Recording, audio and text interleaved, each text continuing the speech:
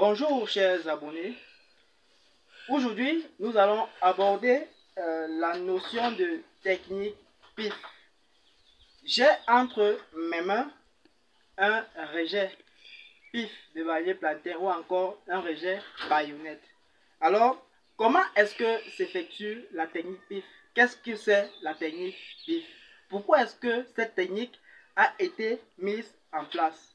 Du fait de la rareté des semences dans les différents marchés ou encore dans les exploitations, cette technique a été mise sur pied pour pouvoir multiplier les différentes semences en fonction des variétés qu'on a au niveau des exploitations. Elle permet comme ça d'obtenir en masse des plantules ou bien des semences pouvant satisfaire la demande dans les marchés. Alors, comment est-ce que cette technique se passe, puisque c'est un assemblage de plusieurs opérations. La première opération que l'on effectue au niveau de la technique PIF, c'est le parage des rejets. Alors, ce parage-là qui consiste à enlever finalement tout ce qui a été rapporté de l'exploitation. Ça consiste à parer le bulbe à blanc afin d'enlever les nématodes présents sur les racines ainsi que certaines galeries. On nettoie comme ça le bulbe à blanc. Une fois notre parage effectué, on pourra passer à l'opération suivante. L'opération suivante n'est nulle autre que le décortiquage. Alors, au niveau du décortiquage, comment est-ce que ça se passe? Le balayage plantaire est fait d'un enchevêtrement de gaines foliaires. Et chaque gaine foliaire a son... Je vais dire quoi? Chaque gaine foliaire forme ce qu'on appelle le point V. Il suffirait juste d'identifier le point V qui nous permettra d'effectuer l'opération de décortiquage. Une fois le point V identifié, là, ça ne s'observe pas trop parce qu'on a mal récolté le rejet.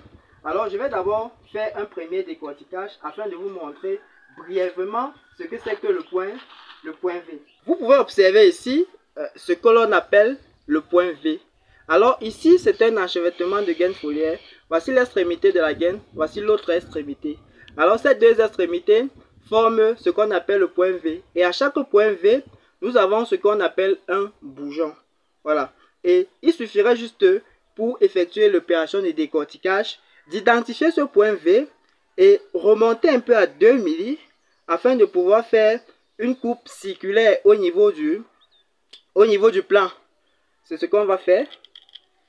On va faire là, là, là.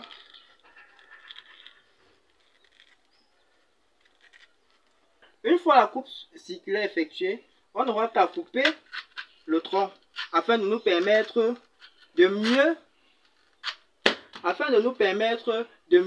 décortiquer ou bien de mieux effectuer l'opération de décortiquage. Alors, je vais tout juste localiser le point V où j'ai coupé, enlever délicatement la gaine, de telle sorte à ne pas endommager les différents bourgeons qui se trouvent, les différents bourgeons latéraux qui se trouvent tout autour. Alors, qu'est-ce que je fais encore? Je vais encore localiser ce point V de l'autre côté et faire la même opération jusqu'à ce que les gaines foliaires ne sont plus visibles. Alors là, le décortiquage sera terminé. Là, voici ce que nous obtenons après décortiquage. Et ici, tout autour du pseudo-tronc, le point V n'est plus visible. Alors, l'opération de décortiquage est terminée. Alors, une fois que cette opération de décortiquage a été terminée, je vais couper délicatement ce pseudo-tronc. Et une fois que je le coupe, il passe de plan à explant. On l'appelle plus plan parce que c'est plus le même plan qui va être produit, mais ce sera un autre plan. Je vais effectuer une autre opération au niveau de ce bulbe qui est tout simplement les incisions croisées. Alors, ces incisions croisées, je fais d'abord la première incision. Ensuite, je fais la deuxième incision. J'ai un peu trop entré. Troisième incision et quatrième incision. Alors, ces incisions pour rôle d'inhiber la croissance du méristème apical afin de permettre aux bourgeons latéraux de s'exprimer.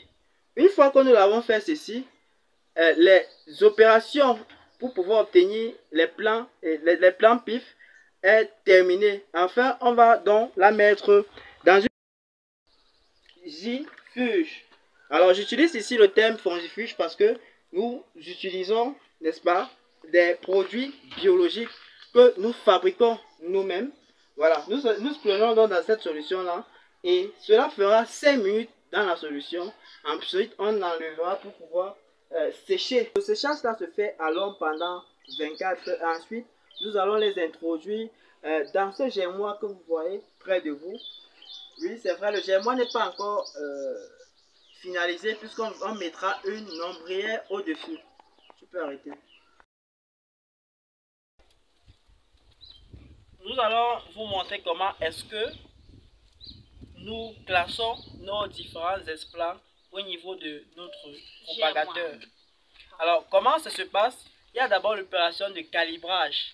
C'est-à-dire qu'on va trier les esplats les plus gros que l'on va classer entre eux et ensuite les plus petits aussi entre eux. Et lorsqu'on le classe, on laisse un petit intervalle entre deux esplats. Donc, ils ne doivent pas se toucher. Voilà. Donc, c'est comme ça que se passe l'opération dans le germoir. Après, tu quittes, je classe aussi. Alors, on va classer les plus gros esplats entre eux.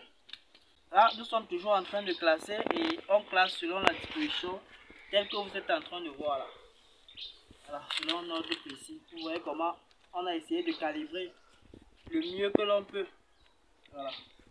Notez que cette suie que l'on utilise ici a été traitée au préalable hein, et a été aussi mouillée au préalable. Voilà.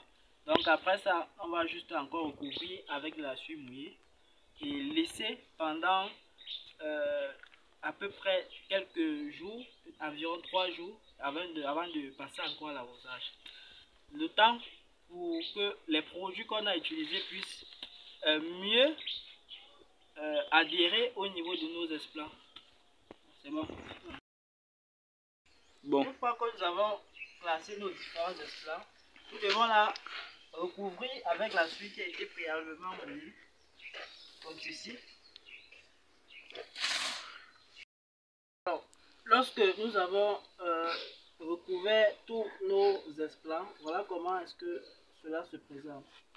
Et c'est comme ceci la fin de l'opération. Un mois après, on voit déjà la sortie des premiers bourgeons. Et après cela, on va encore effectuer d'autres opérations.